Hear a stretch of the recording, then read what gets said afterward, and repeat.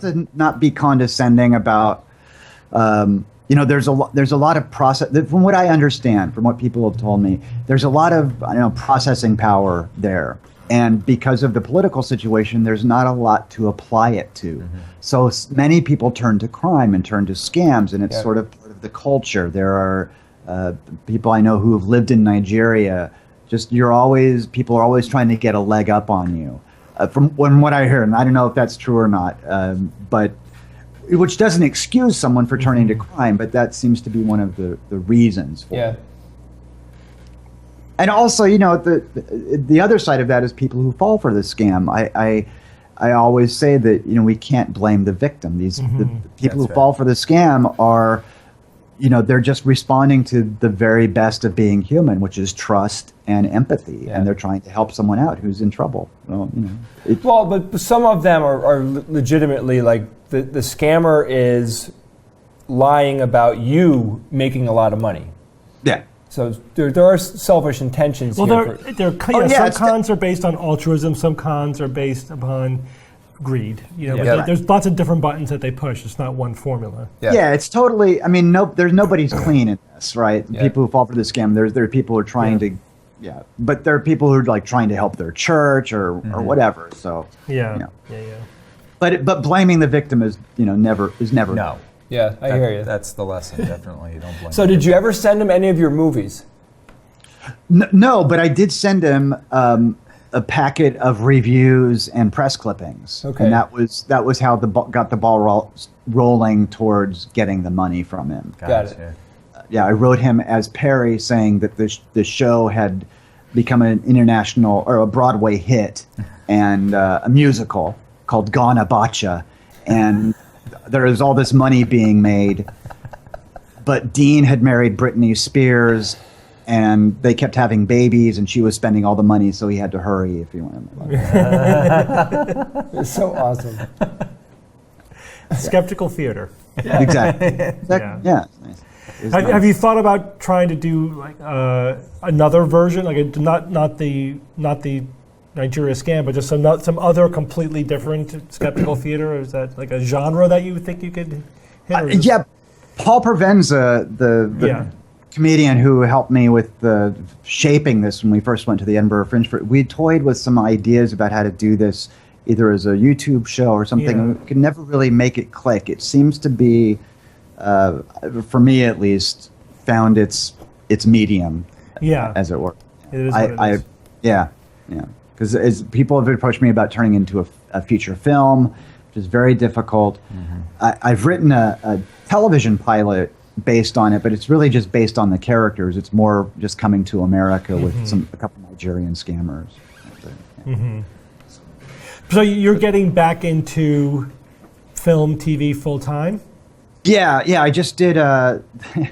What's nice is the people who grew up watching me are now running Showbiz. So I have a lot of fans out there who are in positions of power. I just did an episode of Always Sunny in Philadelphia, where they sort of wrote with me in mind. They go skiing, and the former king of the mountain is there, and he's a shell of his former self. And so I play that part. And I did a Psych a couple of years ago where they wrote that for me as well, and it's nice. So, but yeah, it's been good because I was very unhappy not doing what I loved. Yeah. I know.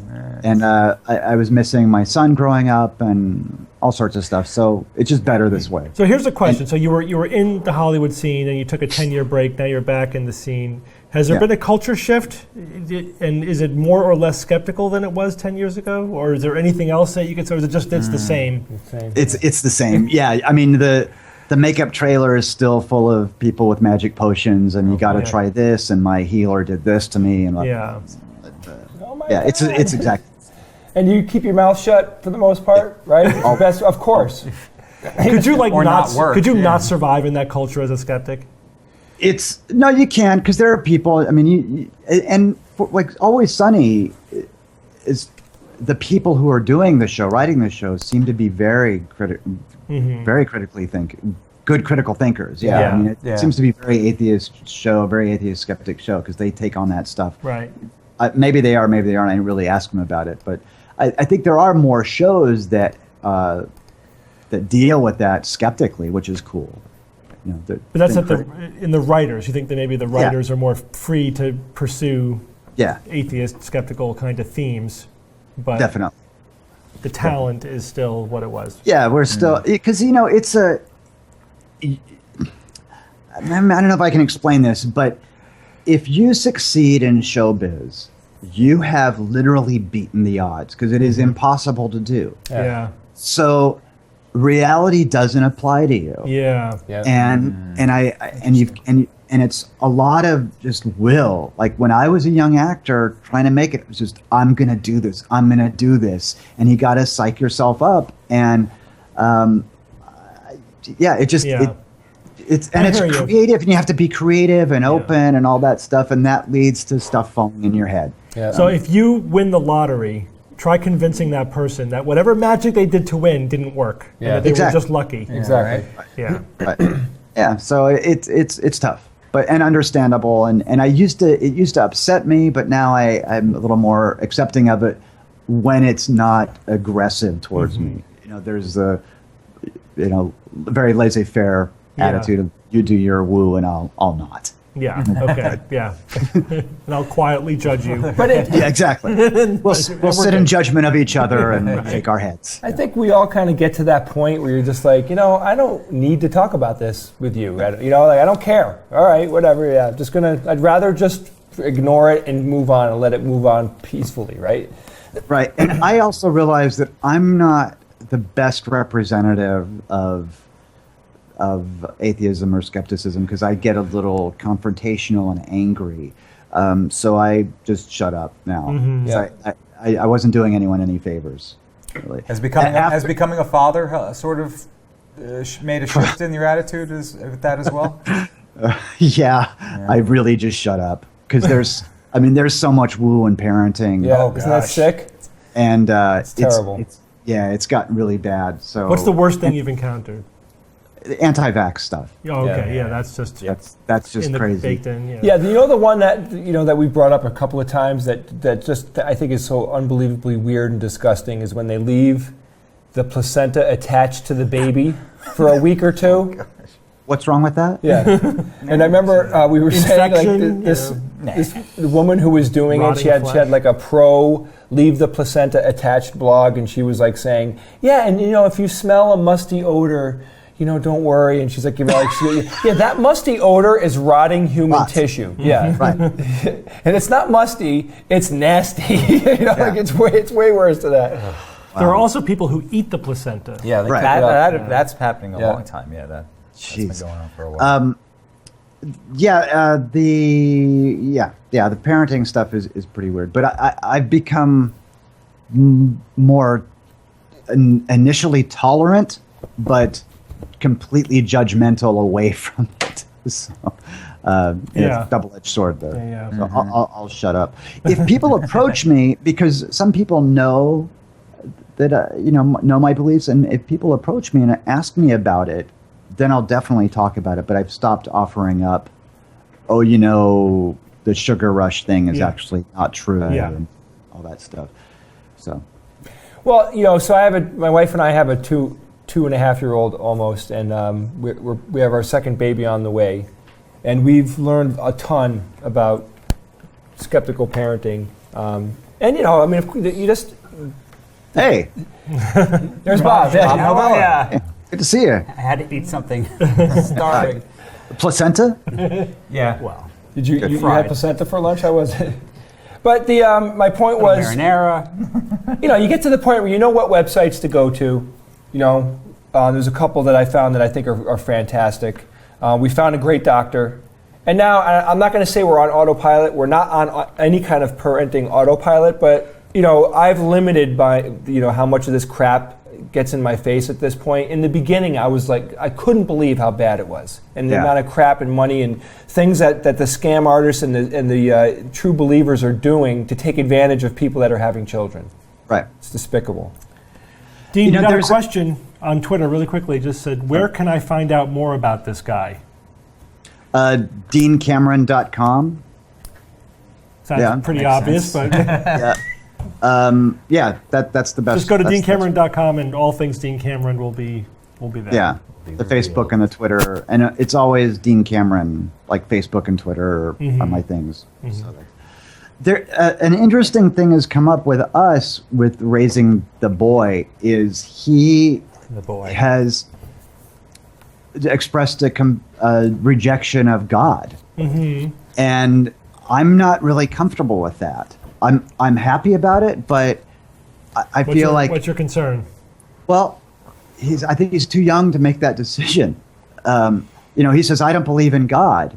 And this is not anything we've done. We've been very quiet. It's just at school, there are kids who talk about How old? Jesus and stuff like that. He's Yeah. 5 and a half. And when he asked me about Jesus and stuff, I mirror it back. Like, well, what do you think? Do you think that could happen? How would that happen? And he has come to this conclusion that it's a myth.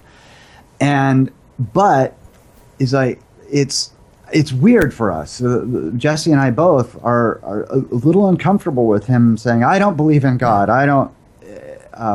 It's an odd thing. I don't know. It's funny you had that reaction. I distinctly remember my daughter wasn't 5, she was maybe 7 or 8.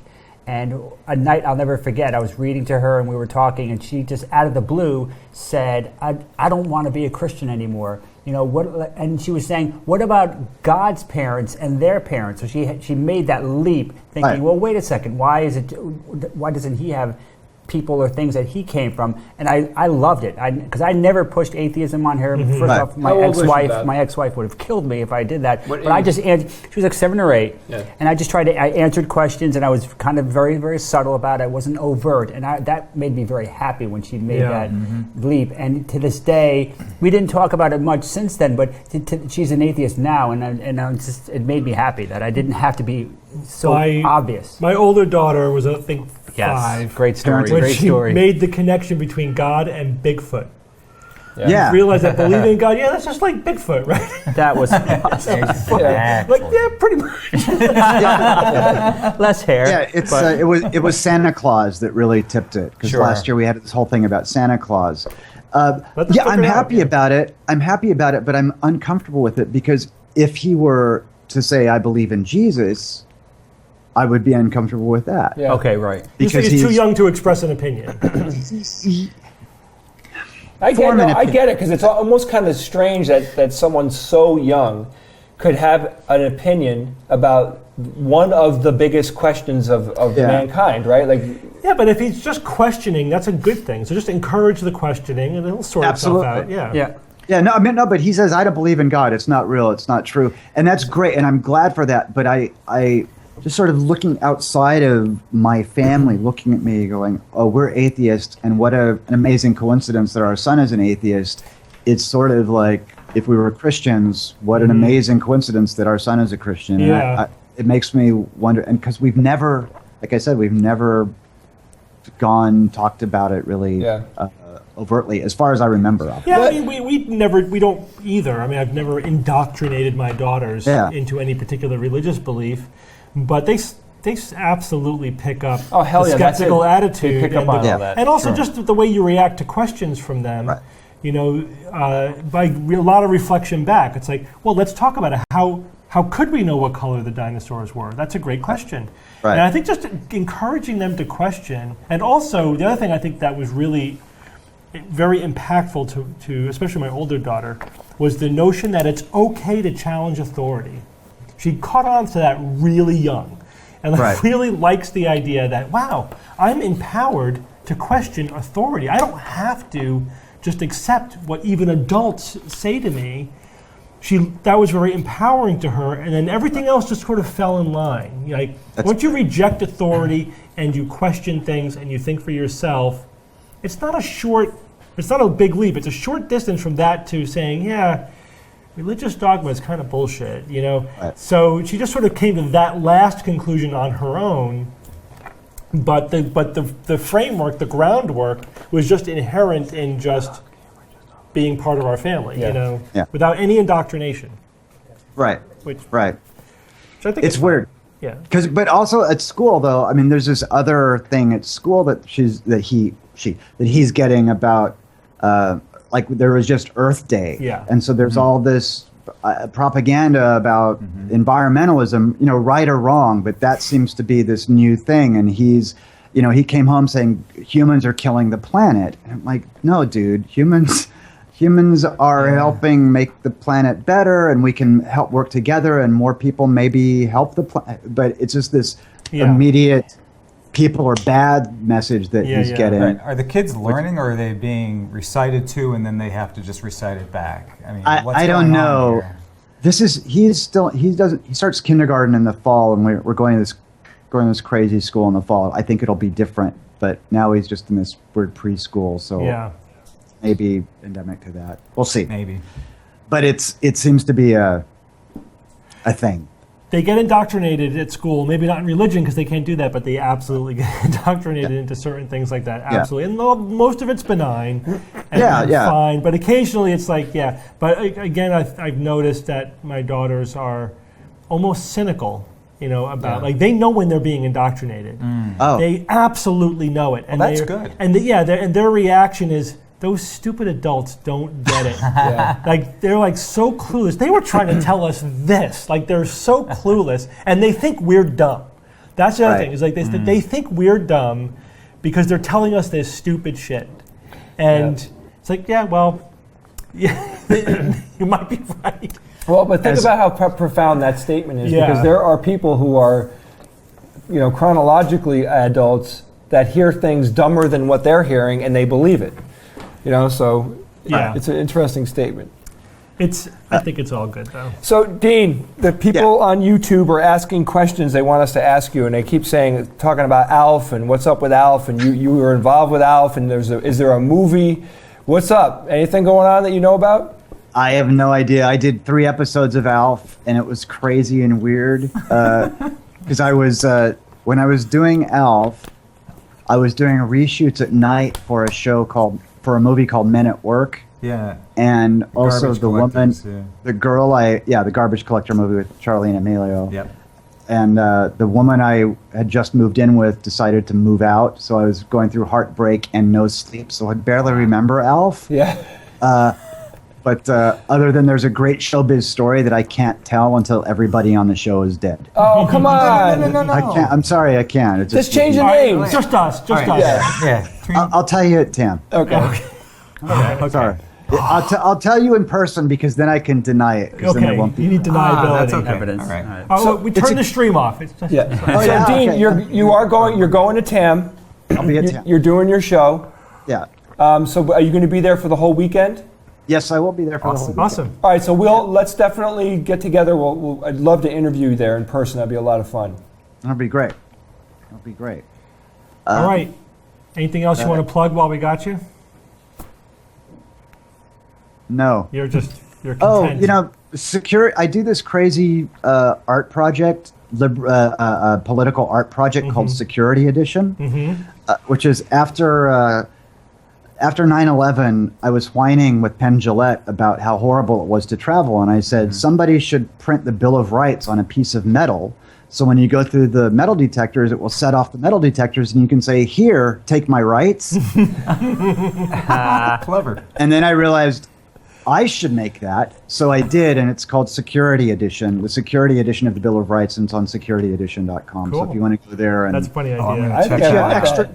if you have extra time to spend at the airport, and, A lot You of don't really need to get to where you want to go. yeah, and have bathed recently and don't mind people looking at you naked, then this might be. Have you done it though? Have you brought it Yes. through? Yeah, it's great. It's great because sometimes they get it. Yeah. They get, like one guy at the Burbank airport went, "Oh, this is cool. This is really cool. Good for you." see what Get you it. did. Interesting. did there, Okay, yeah. that was worth it, right? Yeah.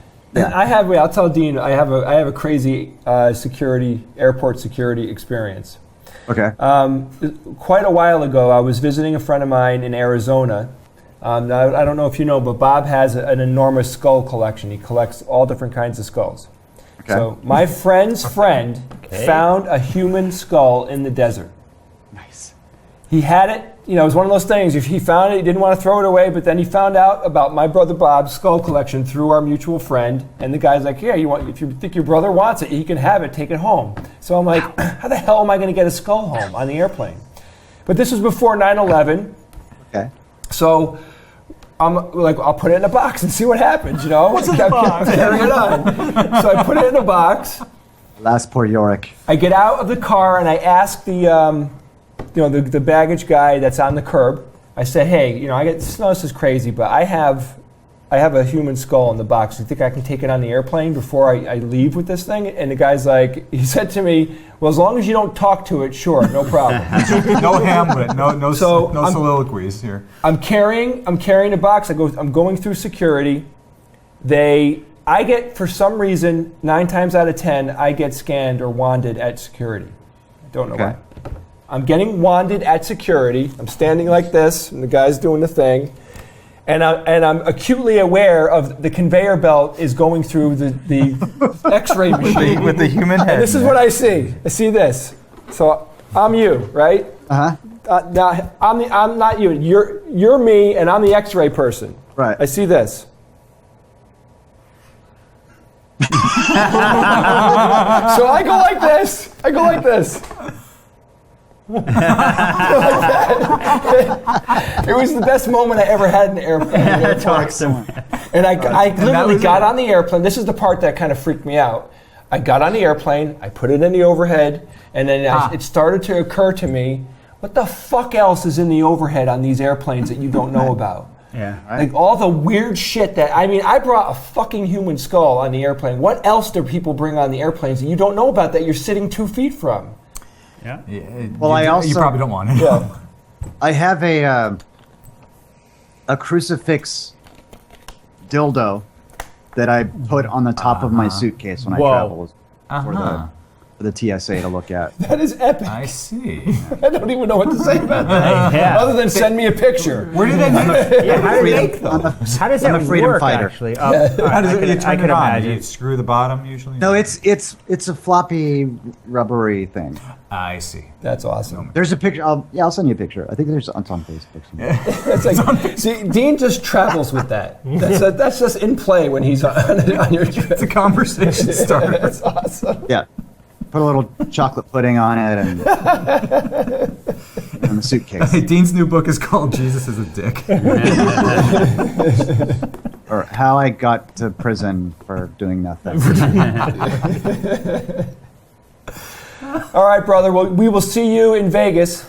All right. Can't Thank wait. you so much, you guys. I love the show, and I've been a fan since day thanks one. so I much. know you've been We around love a long talking time to with you us, every Dean. time. Thank you so much. Take care. Drive See you fast, soon. take chances. You got it, bro. What a great guy. All right. Are you going to eat or shall I, Evan? I'll eat. Okay. All right. So, Steve, when we're all here together, Yeah. I'm really looking forward to doing my science or fiction. Yeah, we haven't done any of our science or fiction. Yeah. Can I go first? You can go first, but we got to wait until Evan will eat, then I'll eat, and then we'll do all of our science or fiction, or Okay. whatever. We're going to run into our next interview. We are burning through our 10-hour Guys, show, look at Yeah. 3.5 hours left. We have barely scratched. scratched the surface I of all know. the content that we That's- have prepped.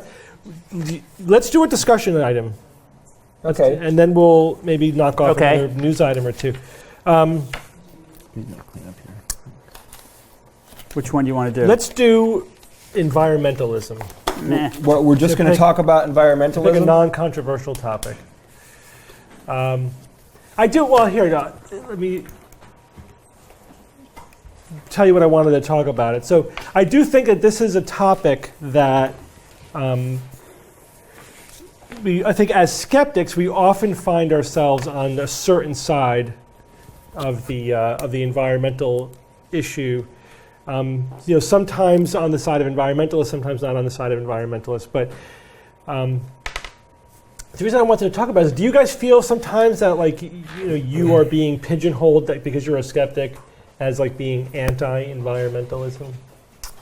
I never know. Except for the HEW, the global warming issues, the one solid issue was global warming is happening. We need to do something about it. Other than that, I think skeptics often are like, no, GMOs are fine. No, you know what I mean? A lot of the issues. Yeah. All right, so nuclear power is fine. We just need to make sure we know what to do with the waste. Right. Your question is, like, do you think that skeptics, because of our more common stances, that people see us as not environmentalists? So, like, for example, I totally consider myself an environmentalist. Yeah. If the term wasn't completely destroyed, I would call myself a skeptical environmentalist, but that term has been utterly demolished.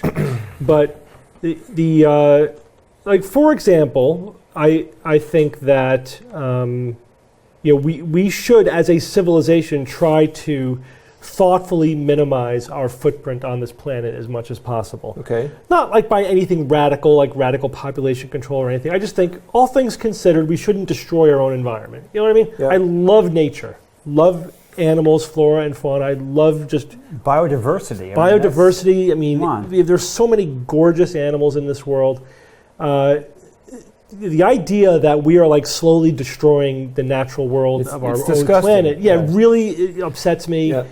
And I think that, on many levels, I consider myself a strong environmentalist. But I don't feel a kinship with the environmental movement. Yeah. Because I feel it is rife with anti-science. And that bothers me too, because like doing it from a point of view, even like I mentioned about the food babe. You know what? The food industry needs a watchdog, just not you. Yeah. Because you're a pseudo-scientific loser. You're actually, crowding out and taking the oxygen out of the room for people who should be doing the job in a science-based, effective way. You couldn't have said it better, Steve. I know. Right? Well, okay, so people would have that perception of skeptics simply because they would be seeing us as like a naysayer in one regard, or having a negative attitude. Absolutely. But, the bottom line is, you said it right. I think skeptics and critical thinkers need to fill these gaps, right? So we have... instead of us, it's really, what I find interesting is that we spend a lot of our time fighting back the nonsense and not filling in the appropriate spaces, like you were saying. That would be a better approach. Well, I hate the knee-jerk reaction against, like, we're just saying let's get the science right, and people, well, you're a shill for big pharma or big agro or big food or whatever. It's like, no, we're not shilling for anybody. We're not making an ideological statement. We just want you to get the science right. Yeah. And it's the same thing with, like, don't you care about the environment? Yeah, that's why I think you're an idiot. Because if you're doing it wrong, be an effective environment. Like, Greenpeace drives me nuts. Yeah. Short drive, why? Greenpeace, because like their anti-GMO propaganda is so intellectually dishonest, they utterly discredit themselves, scientifically and intellectually. And I think we need a powerful, visible organization advocating for the environment in our world, you know?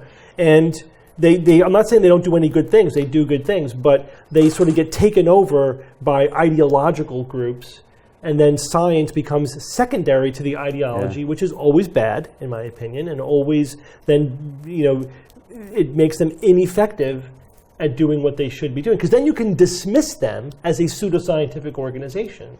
Yeah. It's hard for me to have the warm fuzzies about a group like Greenpeace when they are engaged in the rankest anti-science propaganda on certain issues.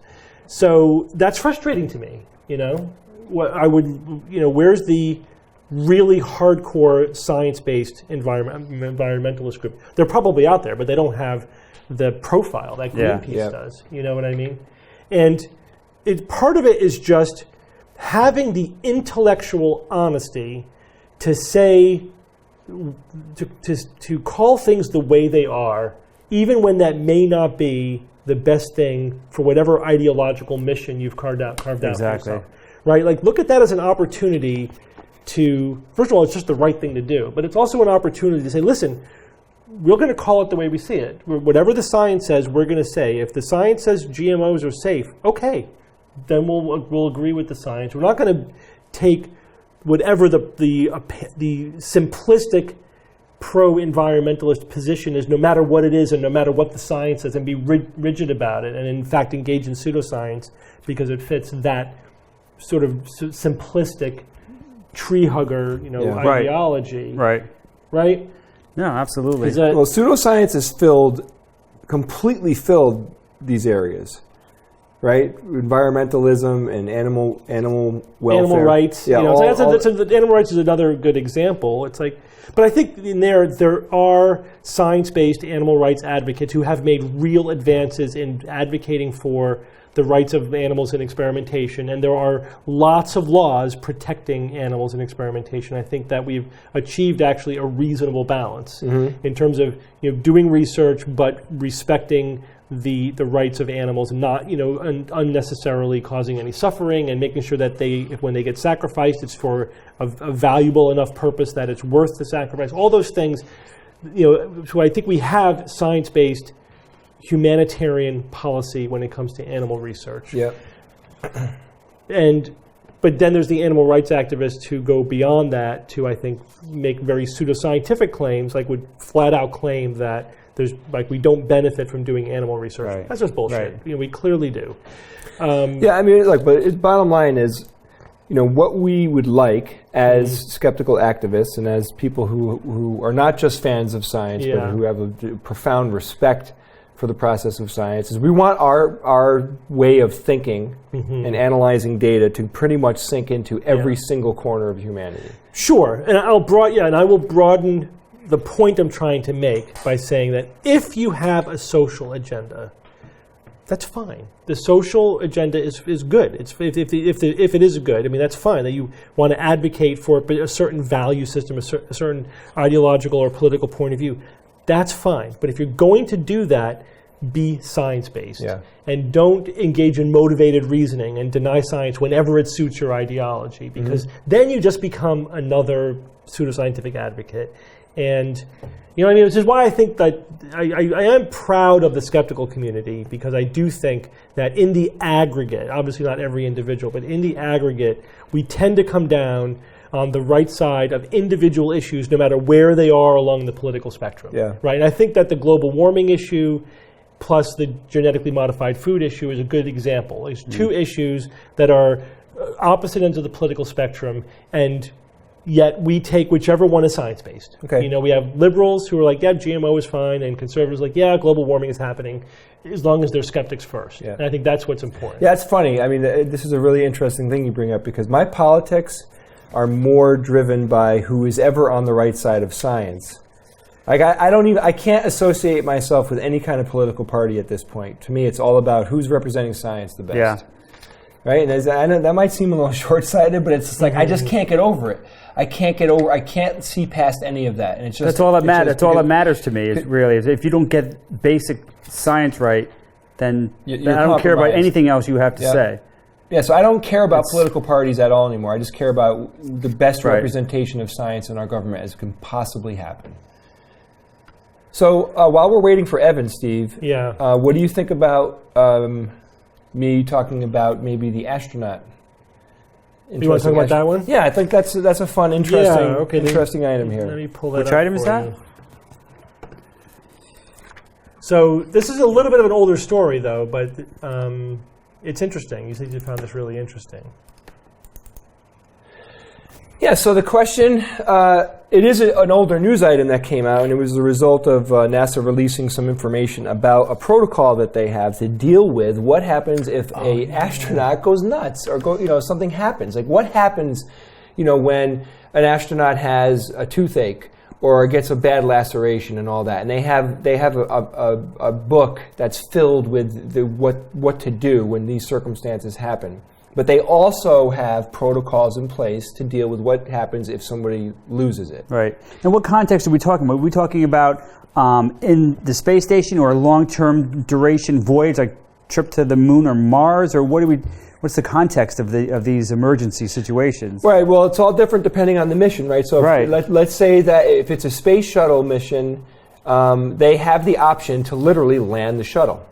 They could just scuttle the mission if something really bad is going on, because they have that is their reentry vehicle, and they're just waiting for the next land window, and they pass landing windows all the time. I'm sure I'm almost positive NASA has emergency landing places all over the world for the space shuttle. If something were to happen, they could probably land it in a lot of places. Just some, yeah. but the thing that I found to be most interesting about digging into this topic was, like, what about on the International Space Station where, they're up there for a very long time. Now, the space station has re-entry vehicles, right? They have the emergency pods that they could do. But they do have a protocol to deal with if somebody gets into a situation where they're having, really bad panic attack, or what if they got violent? What if there was, something really horrible happening? What if somebody who's emotionally compromised starts behaving irrationally and does something like tries to open an airlock or sabotage the system or whatever? Yeah, putting lives at danger. Exactly. So like this, this is pretty straightforward and simple. Yeah. One of the main protocols that they have to deal with any kind of thing that seems like there's any kind of threat. Put him in an airlock. They duct tape the guy. Like duct tape, of course. They duct tape the guy. They bungee to the outside cord him, of the space station. They bungee cord the person down, and they have another astronaut sit with them to talk to them. And then they have a protocol of administering drugs. They could offer the person drugs. They're supposed to be calm and rational to the person, no matter what's going on. But they can offer them medication. If they don't receive it, or accepting of it, they can inject it. And there's different against their will. Against their will. Now, of course, the commander on the whatever craft you're on has to call up the flight surgeon who's on the ground and have a discussion with them. Oh yeah, of course. This is what I found interesting is the commander that's on the craft and the ground crew mutually decide what to do. Right. It's not just mission control saying do this. I guess they have quite a bit of authority over what's going on because they're experiencing the situation and they need to be in charge as well because there can be a circumstance where something so bad is happening that they have to just do what they think they need to do, which I find interesting as well, right? Because mission control isn't always 100% driving. Sometimes the captain of the ship has final discretion. Has to call the shot when he's there. Bad. He's on site. I mean, there's no replacing that really. So, but this is cool. So, depending on how long the mission is, right? So, space shuttle missions don't last that long, so they wouldn't include medications on those flights that take weeks to work, like an anti-anxiety daily pill. I'm not talking about Xanax, which hits you in 20 to 40 minutes. I'm talking about, like an SSRI. You can't just take that and it works. Those take weeks to build up in your system and to have an effect. They do have those on the International Space Station, but they don't go on the shuttle. And they have a series of drugs. Yeah, they didn't. Anymore. Yeah, they. Well, I'm just saying when the shuttle was in flight, they didn't put it up there. So so let me see. I'll give you a list of stuff that they have. So they have, like I said, they have different kinds of tranquilizers that they could use in the person. NASA said the in-flight medical kit that's aboard the space shuttle and ISS missions contains supplies to help crew members cope with a variety of possible medical emergencies. These kits include medications that can be used in the treatment of space motion sickness, sleep problems, illnesses, injuries, and behavioral health problems. For example, space shuttle medical kits have included in them counter-anxiety drugs, pain, insomnia, fatigue, depression, psychotics, and space motion sickness. So they have, now check this out, so they have oral Haldol. Haldol, what is that? It's an antipsychotic. So they can give them an oral dose of that, or they can give them an antipsychotic drug for mania, and they have Valium. And then, of course, like I said, they have injectable versions of all those medications. And what do they do with someone if they're on a long-term mission and there is no return? And this is the thing I thought would be fun to talk about. There's no option for return. Mission to Mars. It's a one-way trip. There's a limited amount of everything on that.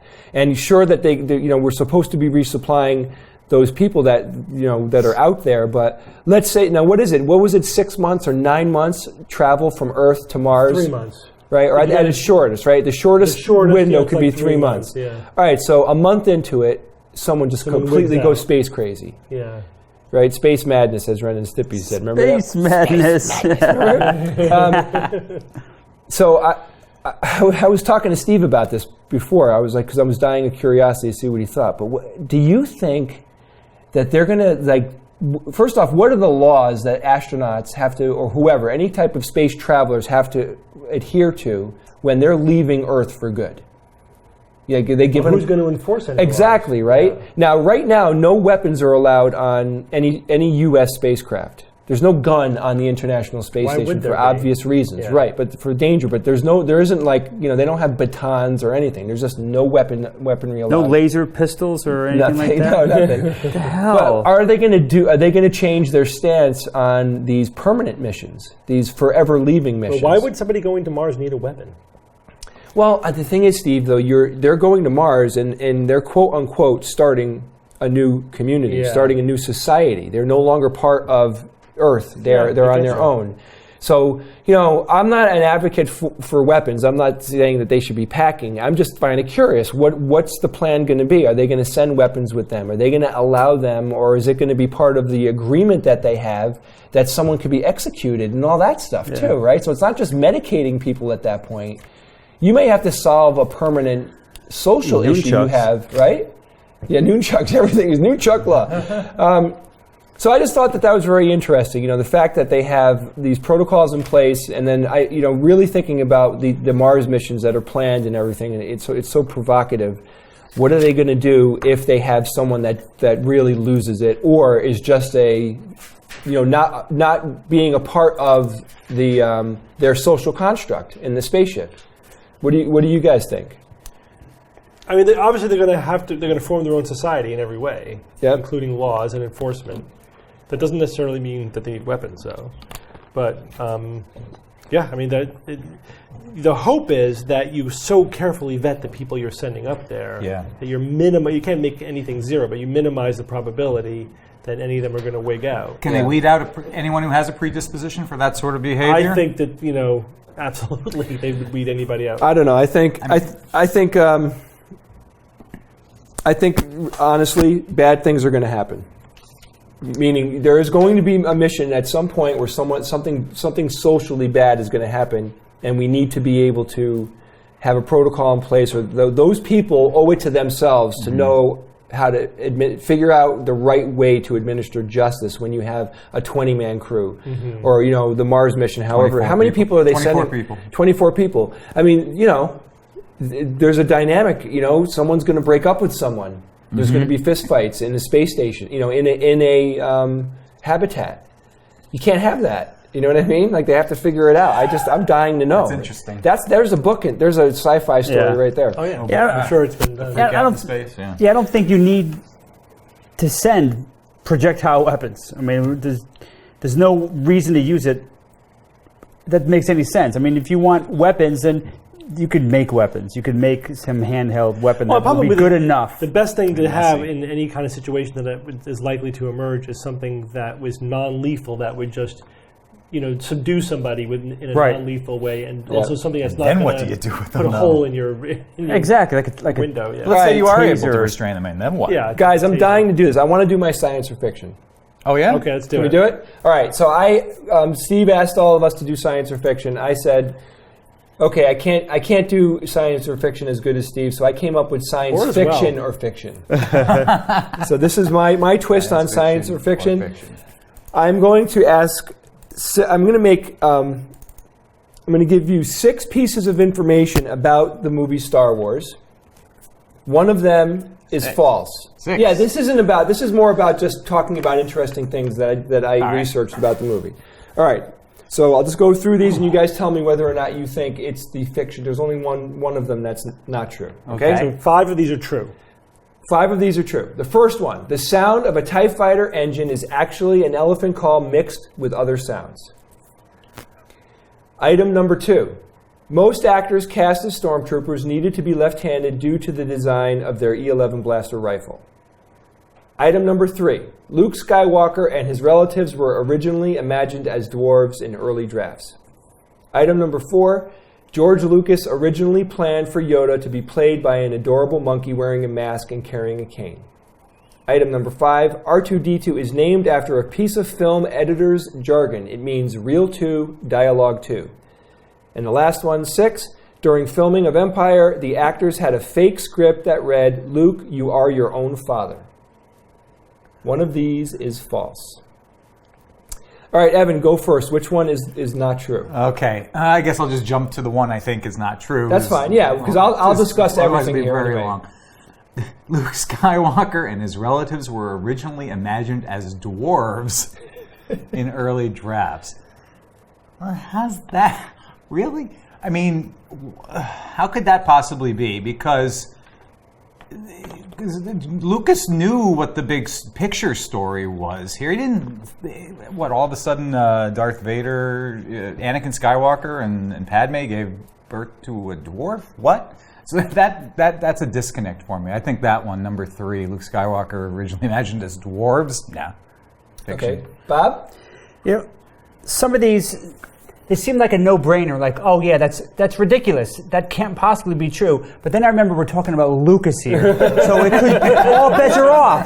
Nothing surprises me. That's why this is perfect, right? That's why it's perfect, especially when you say early draft, because I've heard of some of his early ideas. And I don't know how much of that is apocryphal, but some of these early ideas were so wacky, and it took people outside, not him, to say, "Whoa, let's change this and reel this in." And that's why, those early movies were so good, is because he didn't have free reign like he had in the prequels. All right. Well, it makes sense as he's developing a new movie that he had tons of ideas, right? So episode 1, Jar Jar Binks. So a lot of these, the two that make the least sense. All right, left-handed blaster rifle. I could see that. They made a design that's kind of like needs to be done by someone with a left hand. I can kind of see that. But the dwarf one is killing me. And the monkey, the monkey playing Yoda, I can't see either of those. Unless Yoda had such a minimal part that it could have conceivably been played by a monkey wearing a mask and carrying a cane. But even that, I'm just not buying. So it's between those two. Everything else is somewhat more feasible. So I'm gonna, let's see, I guess the dwarf one, I guess I'll go with that one, because how could you have a hero? I don't think you would imagine it, that way. Okay. All right, Steve? The TIE Fighter one, they used all kinds of crazy sounds, so that's very believable. I don't remember specifically the elephant, but sure. I don't like the left-handed one. That just seems... that seems the silliest to me, actually. Silliest? EST? Yeah, I think that I believe that the original or early imagining of this story, I believe dwarves, I believe the monkey with the mask, I think all of that to me. You're crazy, man. The R2-D2, sure, that sounds fine. The other, the Luke, you are your own father is cheesy. I could see how that was made up, and I don't know how often actors are punked with fake scripts like that, but I'm not crazy about that one, but I think I'll buy that one. But I think that like casting troopers as, why didn't they just make the prop different? That one makes the least sense to me, actually, of all. I'm going to say that the left-handed stormtroopers is the fiction. All right, very interesting. Okay, so we'll just go through these in order, because no stakes here. Okay, the first one, the sound. Do you want to bring up the images now? Sure. The sound of a TIE Fighter engine is actually an elephant call mixed with the sound of a car driving on wet pavement. Remember that picture from Yes. 1977? Yep. Yeah. Awesome. How cool is that? So sound designer Ben Burt was a film sound buff as a child. He recorded and replayed soundtracks of his favorite movies. He actually re-soundtracked movies when he was a kid. That's why that was so epic. That's Total hardcore. creative genius. He fashioned all the sound effects for Star Wars. He used many organic sounds as a start.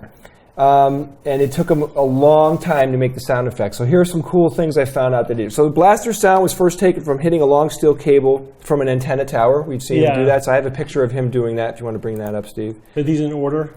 No, just you'll see the picture of him. Give me the number. It was... It's right here, 1, 2, 3, 4, 6, 8, 6, 8B. Don't worry about it. Doesn't matter. How about this one? Chewbacca's vocalizations are a combination of several animal sounds: camels, walruses, bears, badgers, and he took vocalizations from sick animals when Chewbacca was sad.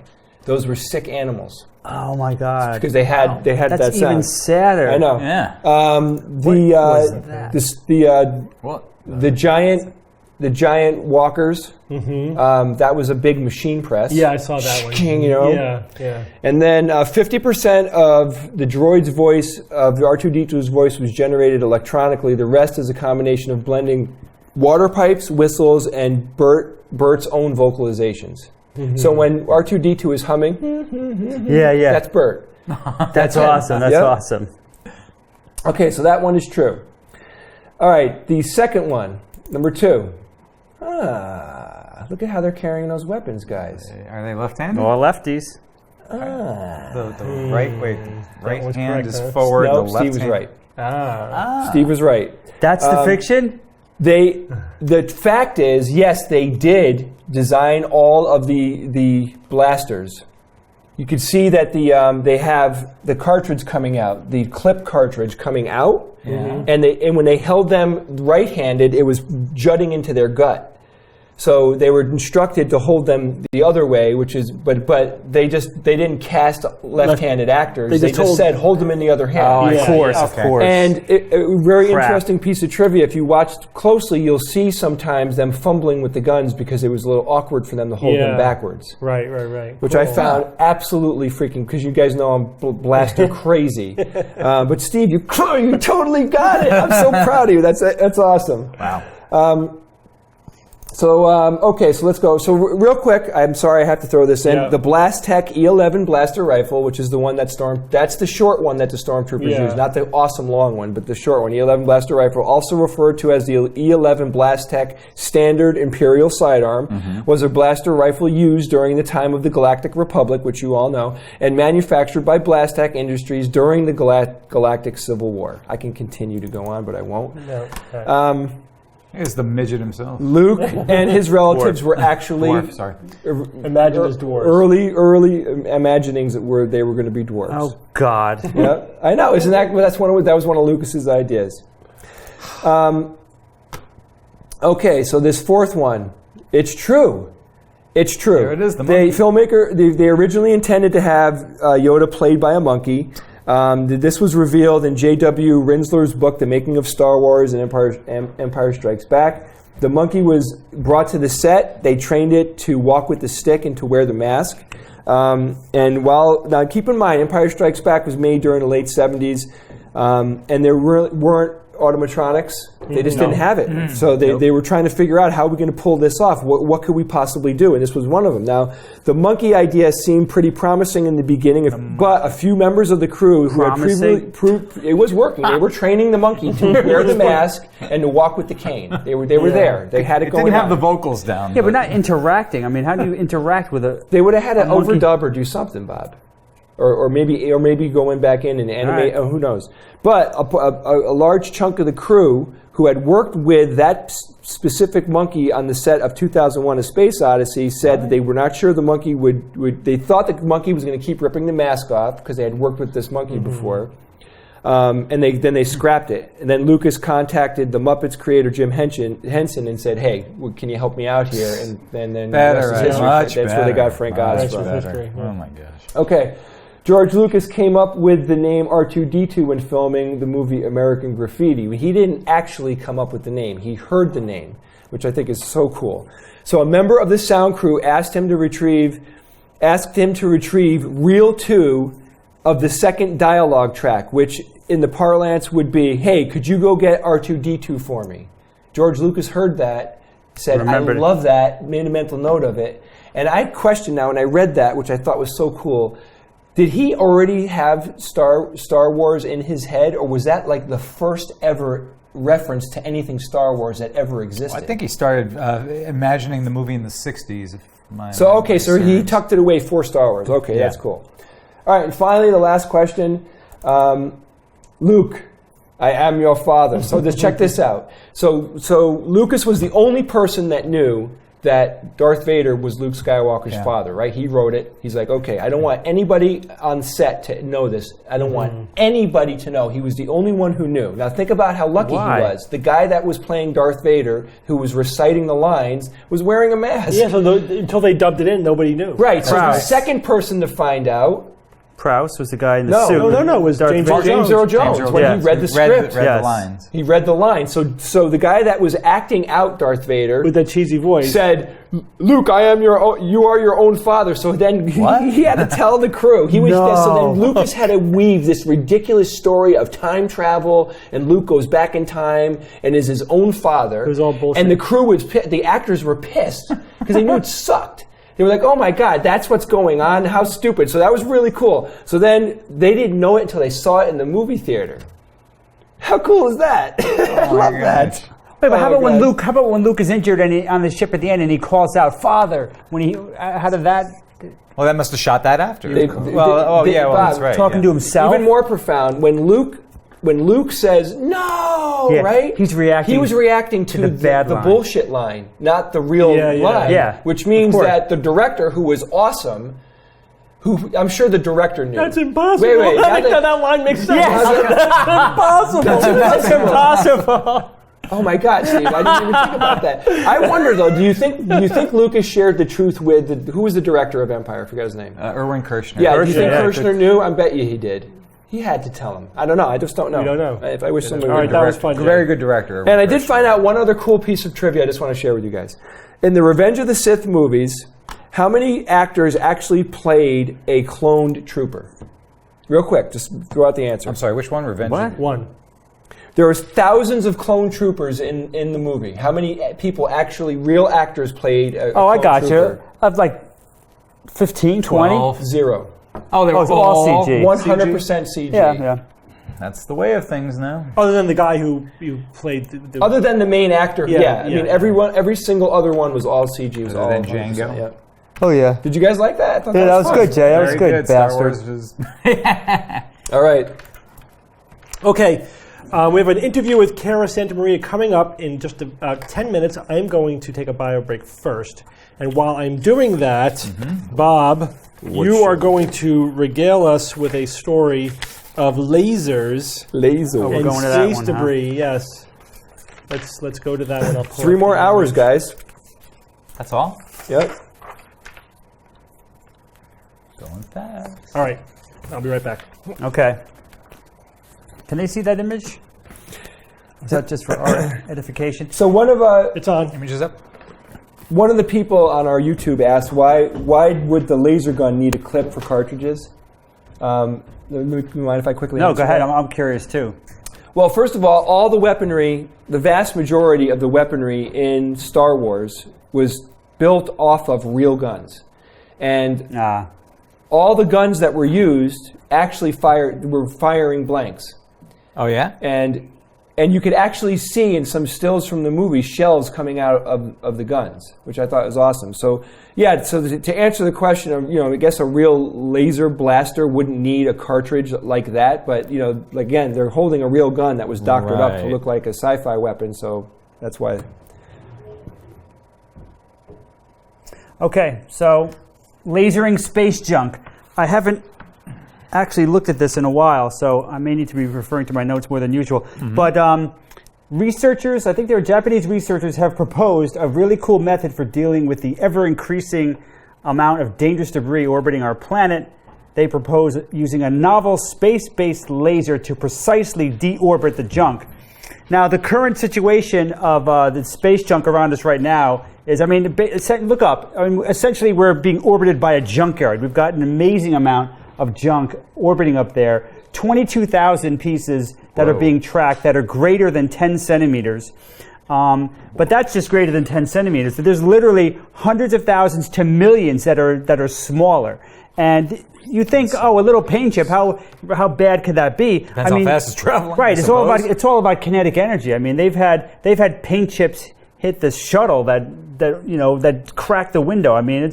I mean, you're talking about a lot of energy, even in something really tiny. Yeah, you think about a BB, if you shoot it, if you propel something like that far enough, that's going to do a lot of damage Absolutely. in any environment. And then, you've got the worst case scenario. You've got a chain reaction. Now imagine, a satellite blowing up, and then that debris, blows up other satellites, and then it just escalates like that. And the worst case scenario is where you basically have the entire low Earth orbit filled with fast-moving junk, and we are stuck. Yeah, you couldn't even navigate through it. You could not fly through it. You couldn't launch any other satellites. I mean, that's a terrible worst-case scenario. I mean, we would need some dramatic way of dealing with it, or we could have to just wait a century until it all just kind of naturally deorbits. So that's a situation that you really want to avoid. I mean, when was this? Was this like 10 years ago? I'm not even sure what country. I think it was China. They actually shot down or exploded a satellite. Yeah, to take it out of orbit, to deorbit it. Right. No, and if it like blew up, and all of a sudden you've got all this other debris. Yeah, they created quite a mess up there. Think of the movie Gravity. I mean, that's the situation. Yeah, I was thinking look at of that. I mean, that wasn't. No one should have survived.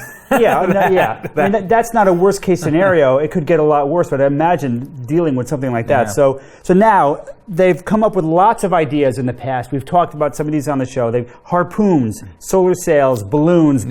Here's a good one. The netting. Ballistic gas clouds. So lots of ideas. What would that do, Bob? Dissolve the material? I'm not sure how that one works. I was trying to put together a complete.